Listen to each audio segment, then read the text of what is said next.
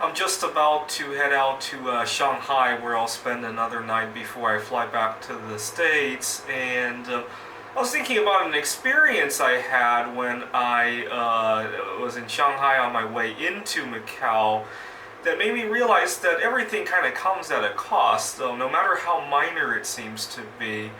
So I had gone to the street vendor to buy some food, just a bunch of bananas, and I went to pay, and I think it was 7 something Chinese yuan, and I gave him a 20 yuan bill, and he doesn't even bother to figure out the change. He just gave me 15 back. So I only paid 5 yuan for the bananas.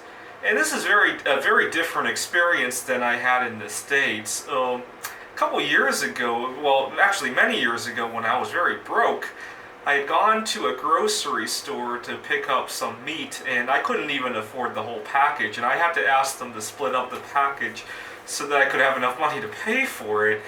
And the guy behind the meat counter was very impatient, and he weighed the meat about 10 times before he could figure it out. He split it up, and he couldn't figure out how much the box weighed to take off, and so he spent 10 minutes doing that. I told him the box was very negligible. I told him even if he had to weigh the box, it was okay. He didn't understand what I was saying. And then I realized that in China, they're willing to give up 2 yuan, but guess what? I'm using their camera to record this video. In the United States, we sweat over little things, and then we have to buy our cameras from China. So it just makes me realize that everything comes at a cost. The package of meat, they might have saved 10 cents, 20 cents, not getting the weight wrong, or it might have ended up costing, who knows? Who knows? I mean, certainly the grocery store was paying the cashier of however much an hour.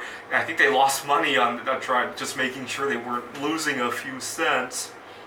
I have a big problem with my computer games. I always end up, when I come to the International Computer Gaming Association contest, I always want to cut back on the number of games I enter, because every game I enter takes away my thrust from other games, and takes away from the other things I want to do in my life.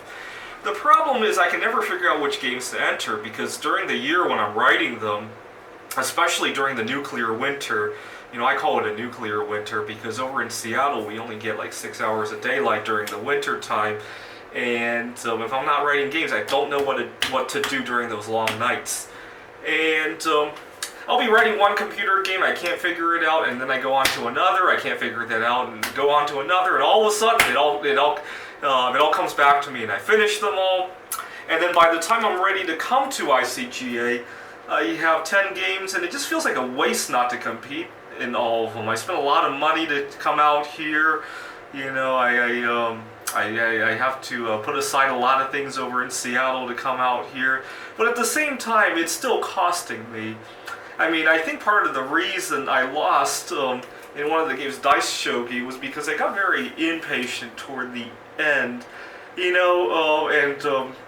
The way the games work, we have both of our computers, and we have to enter the moves, and I got very impatient at my opponent, and I grabbed his keyboard to enter the move for him, and he got very upset at me. These people are very proud of their games. They don't like to feel stupid. I really shouldn't have done that, but that's the cost of me trying to compete in 10 games, is that I lose my cool.